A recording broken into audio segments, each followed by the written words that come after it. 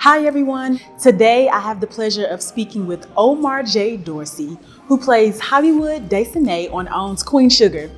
For the past 7 seasons, many of us have watched the Bordelon family navigate life, love, and the family sugarcane farm.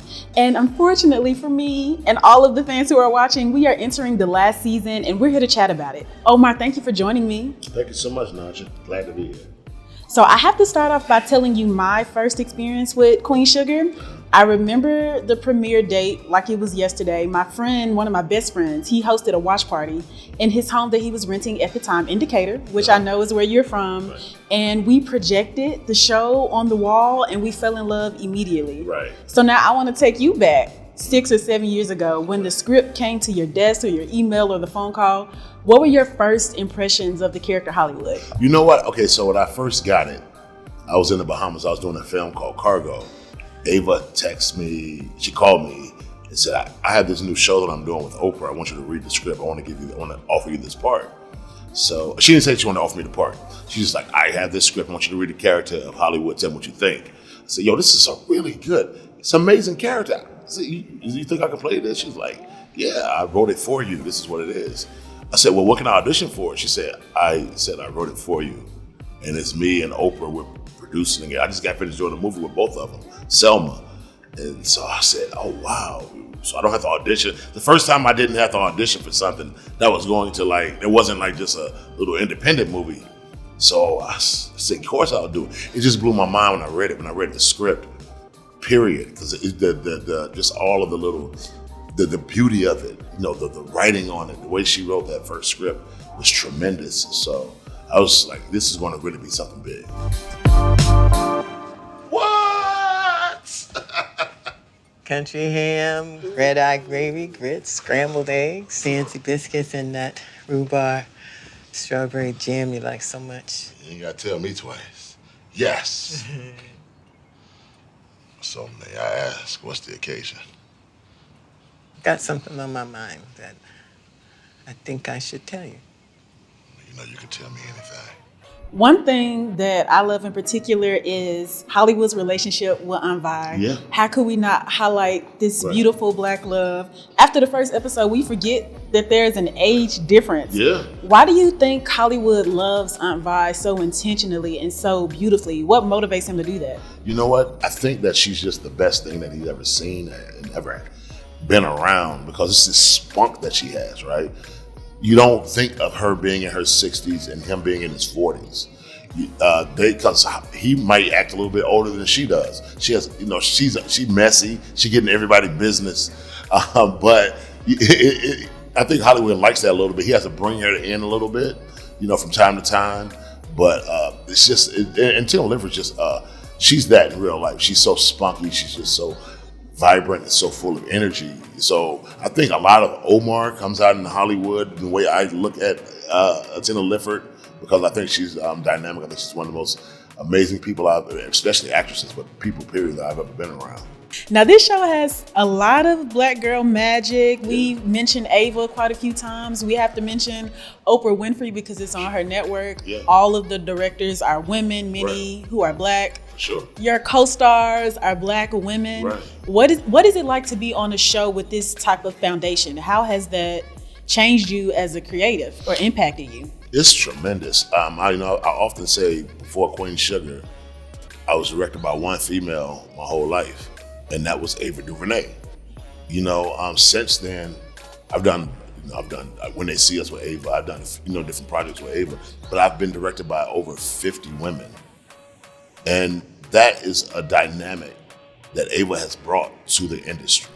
There were women weren't directing. My girlfriend is one of the biggest directors on television, Crystal Roberson. She wasn't directing before the Ava Effect. She was working. She was associate producing and all of that, but she was always a director. And then after Ava shamed the industry into saying, I'm going to hire all female directors, and because nobody else is hiring them. And then all of those directors, the Sally Richardsons, the Demaine Davises, the Tina Mabrys, all of these different, it's a host of them, Kat Candler, I can name them from here to eternity. They started working. And not only that, they started becoming bosses. they started becoming executive producers and producing directors and started directing pilots and movies. Vic Mahoney is directing Old Guard. She directed some of Star Wars. These women weren't getting those opportunities until Queen Sugar. So I think that's the lasting legacy of what our show really is. And I know it doesn't surprise you that women can be in these big roles in the film and theater industry. I'm thinking about your mom, Exactly. who was in the theater field. Talk about that. She's one of the great theater directors in Atlanta history. This is the reason that I'm an actor. She was teaching me ever since I was a child. She taught me the importance of theater. She knew that I was always going to try to go into film and television, but she wanted me to have that foundation. And that's what it is. So yeah, she is tremendous. She can still go with the best of them right now. She could, yeah. What will you miss most about Queen Sugar? Tina Lifford. I miss Tina Lifford most, for sure. You know what? We had a chemistry. We had magic. Everybody, whenever it was a Hollywood Desonier day, everybody on set was very happy because they knew they was going to get out early. Because me and Tina know our lines, and not only that, we know exactly what we're going to do. All the directors were like, we just come in, and because we'll just talk to each other, that we're going to do like this, going to do like that. So all the directors already, they can direct, they put the cameras up or whatever, but you don't really have to direct the actors. You don't have to direct me, Tina and myself, because our chemistry and a knowledge that we have for our characters is just so big that, we don't really need to, any kind of performance direction. But I'm going to really miss working with her, man. I tell you, I love that woman with all my heart. She is tremendous. She's the best actress I've ever worked with. Yeah. Now, we know you're from Decatur, so I have to know some of your favorite things to do in the Atlanta area. Oh, man. Just, I like hanging out with my friends. I go to different, one of my best friends is Kermit Quinn. He's an amazing singer. Used to be in Black Street.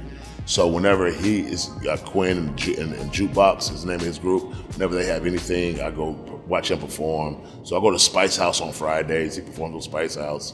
I go to James Room. That's one of my favorite little places to go. My man Pancho owns that. I go to Bar Vegan. My friend Lyric and Pink own that. So I go to just go to the places that my friends own. I try to represent for the black-owned businesses. LJ is over there at Spice House. So that's what I try to do. Yeah. So we just came out with a new newsletter, Unapologetically ATL, which caters to our Black community. How are you unapologetically ATL? Man, I am flip-flops with socks. I wear polo. I got polo on right now, man. Listen, I am the most Decatur, Atlanta dude in the world. I'm waltzers. I talk the way I talk. I know I might do Shakespeare or do whatever. But whenever you hear me talk, you can hear that peach dripping off the tongue, man. It's just what it is. And I represent it, whether I live in New York or I live in LA. They call me the Atlanta ambassador to whatever city I was in. So I'm so unapologetically Atlanta.